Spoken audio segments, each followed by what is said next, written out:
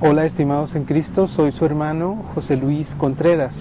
En esta ocasión quiero compartir con ustedes una historia. Resulta que en cierta ocasión, en una misa, el sacerdote, por más que se esforzaba en su homilía por animar al pueblo, por animar a la asamblea, él notaba que había una persona, había un hombre que estaba sentado de las bancas de adelante, estaba cerca, por eso el padre podía verlo. Y bien digo que se esforzaba por animarlo, porque él veía cómo sus palabras, cómo lo que él clamaba con respecto a la bondad de Dios para con nosotros, y él veía las caras de expectativa, de alegría y de felicidad de algunos. En otra parte de su homilía había él comentado algo un tanto chusco, un tanto en broma, para hacer reír a la asamblea. La asamblea se había reído, sin embargo aquel hombre no. Y cuando él había hecho una arenga de alabanza, cuando él había querido decir, vamos a alabar a nuestro Señor, vamos a darle gracias por lo maravilloso que es, por todo lo que nos da, la asamblea en general respondía, pero aquel hombre no. Y así en cada momento de su homilía, en el que él se había esforzado por llamar la atención para que le pusieran atención, en el que él había llamado a un momento de alegría, de felicidad o de broma quizá incluso, pues aquel hombre no respondía. Cuando todos estaban felices es cuando él más ponía una cara de seriedad. Y eso llamó la atención del sacerdote. Y él dijo, ¿por qué será? ¿Por qué será que este hombre es el único que no atiende a lo que la asamblea realmente sí ha captado el momento en que yo he tratado de comunicarme con ellos? Y este hombre no lo hace.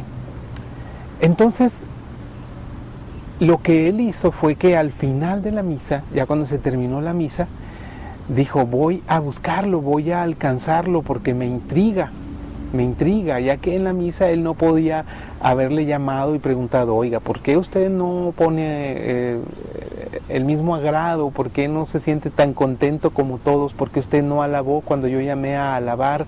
¿Por qué usted no aplaudió cuando otras gentes aplaudieron de gusto por lo que yo decía, por lo que yo transmitía de la homilía en mi charla con respecto a los evangelios, a lo que habían tratado los evangelios durante la misa? ¿Por qué usted no responde? No hubiera podido hacerlo, puesto que durante la misa no había un momento para hacerlo. Pero él dijo, al final voy a buscarlo y voy a preguntarle. Se quedó el padre así intrigado el resto de la misa. Terminó la misa, terminó la celebración. Él fue y buscó a aquel hombre ya afuera del templo, y sí lo encontró. Ahí estaba aquel hombre y le habló. Le dijo, oiga, ¿puedo hablar un momento con usted? Sí, dígame, ¿qué necesita? Y ya le explicó, le dijo, durante la misa sucedió esto, sucedieron varios momentos en los cuales usted siempre mantuvo el mismo gesto en su rostro, la misma expresión en su cara. Usted estaba incómodo, usted estaba como con una actitud de desprecio, con una actitud de fastidio. No sabría cómo explicarle, dijo el sacerdote, pero usted tenía ese rostro y usted nunca lo cambió. Y él dijo, es que sabe, lo que pasa es de que yo tengo coraje con la misa, yo tengo coraje con ustedes los sacerdotes, e incluso tengo coraje con la Iglesia Católica en general. Y el sacerdote le dijo, pero ¿cómo es eso? ¿Por qué usted tiene ese coraje, esa sensación de apatía, de desprecio, de despego con respecto a la misa, con respecto a los católicos, con respecto a los sacerdotes? Y le dijo, mire, es que yo desde que soy niño a mí me acostumbraron a venir a la misa. Desde que soy niño yo veo que las pláticas siempre hablan acerca de lo bueno que es Dios y de lo bueno que debemos de ser nosotros, de cuánto Dios nos da los medios para que nosotros respondamos con amor a los que nos ofenden, que nosotros ayudemos al que necesita, que nosotros seamos pacientes, no iracundos, que nosotros debemos de ser como Dios, debemos ser el rostro de Dios en la tierra y dar amor, dar comprensión, dar alegría a los que nos rodean. compartir lo que tenemos, nunca matar, nunca robar, nunca golpear, nunca hacer daño. He escuchado eso desde que soy niño. Y sin embargo, a pesar de que mucho se nos dice que nuestro cuerpo es templo del Espíritu Santo y que no debemos de dañarlo con drogas o con alcohol, con vicios, a pesar de que nos dicen que debemos de ser fieles a nuestra esposa, a pesar de todo eso que se nos dice y muchas de las cosas usted nos acaba de decir en la misa, yo veo que la Iglesia Católica está llena de gente que es infiel, de gente que está involucrada en vicios, en drogas, en alcohol. De gente, católicos muchos hay, que golpean y maltratan a sus hijos, que golpean y maltratan a su esposa. Hay muchas esposas que también son infieles, o que cuando les dan su dinero para su gasto, se lo gastan para otras cosas que son para ellas, personales, y no destinan a sus hijos ese alimento que necesitan y que debieran de tener. Hay muchos que roban, que engañan. Hay muchos católicos malos. Entonces no entiendo para qué siguen repitiendo las mismas cosas. Yo creo que al final de cuentas, por lo que le digo, al final de cuentas, la iglesia, la religión, todo esto de la misa y de ser católico no sirve para nada. Aquel sacerdote se quedó muy triste, se quedó compungido por lo que aquel hombre le decía, puesto que en la mayoría de las cosas, sino en que todas, el sacerdote no tenía nada más que darle la razón de lo que decía. Y le dijo, ¿sabe usted? Tiene razón. Tiene usted razón en todo lo que dice. Muchos católicos somos así. E incluso muchos sacerdotes no somos lo que debiéramos ser. Muchos sacerdotes somos motivo de escándalo, somos motivo de escarnio, somos motivo de vergüenza para la iglesia. Es cierto, tiene usted razón, pero déjeme decirle algo. Le dijo, mire, la iglesia no es mala, la religión no es mala, y todo lo que nosotros decimos aquí es cierto, pero usted debe de ver que la religión, la iglesia, la misa, todo esto de las cosas de Dios es como un jabón. Y usted tenga en cuenta entonces que usted tiene un jabón. ¿Y el jabón para qué sirve? Un jabón para lavar ropa, pues es para dejarla limpia, pulcra, con buen olor, y que quien usa esa ropa tenga gusto de ponérsela y de usarla, y la pueda seguir usando.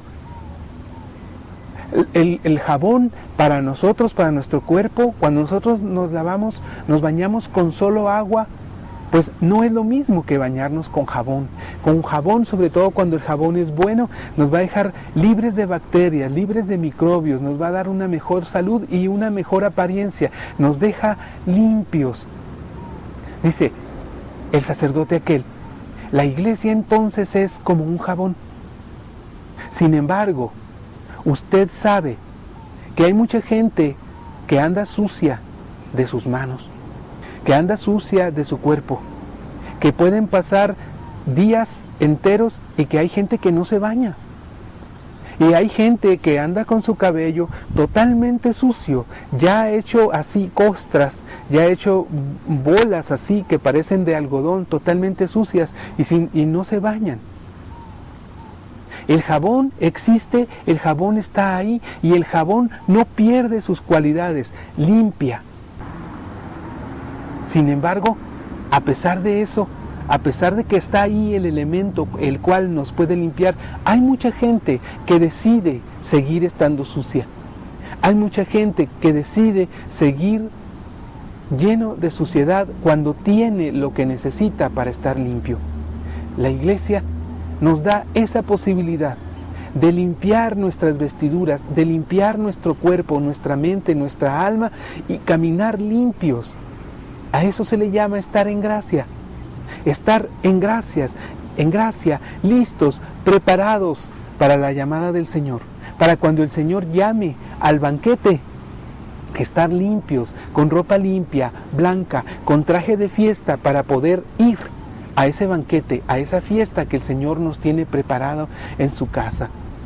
Sin embargo, habemos muchos Y usted tiene razón, le dijo. Habemos muchos católicos que aún teniendo el elemento para estar limpios, como es el escuchar la palabra y hacer caso de la palabra y regir nuestro comportamiento con la palabra de Dios, con lo que Jesús nos enseñó. Hay gente que decide solo escucharla y dejarla por ahí, no deja que penetre su corazón y su mente, y mucho menos que inunde su vida, su comportamiento, sus actividades.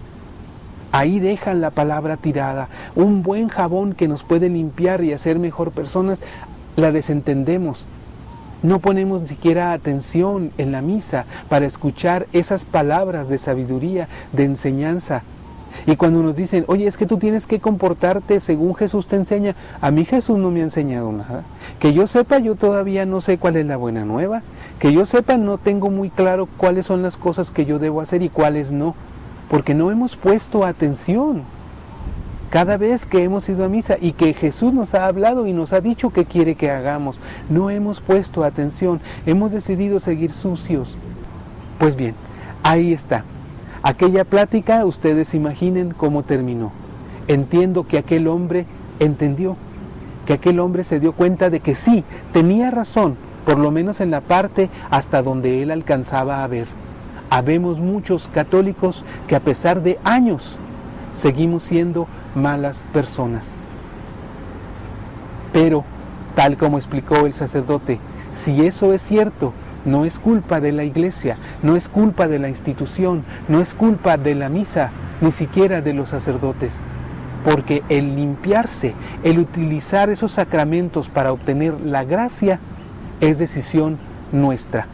El incluso tomar los sacramentos y luego permitir que el haber sido limpios por esos sacramentos se nos note en nuestros lugares de trabajo o de vivencia o de convivencia en nuestra casa, en nuestro hogar, con nuestra familia, en nuestro trabajo o en nuestra escuela, también es decisión nuestra. Quizá lo que está faltando es que nos demos esa oportunidad, que nos demos el permiso de que el ser católicos se nos note, pero que se nos note como buenas personas. Para quien tiene esa visión de que para qué sirve la religión si los católicos son malos, pues que cambie esa percepción. ¿De quién depende? ¿De ellos? ¿De los que nos ven? No, depende de los que estamos adentro, de los que nos decimos católicos. Amén. Pues que así sea, con el favor de Dios. Muchas gracias por su atención. Soy su hermano en Cristo, José Luis Contreras, quien le pide a Dios nos bendiga a todos.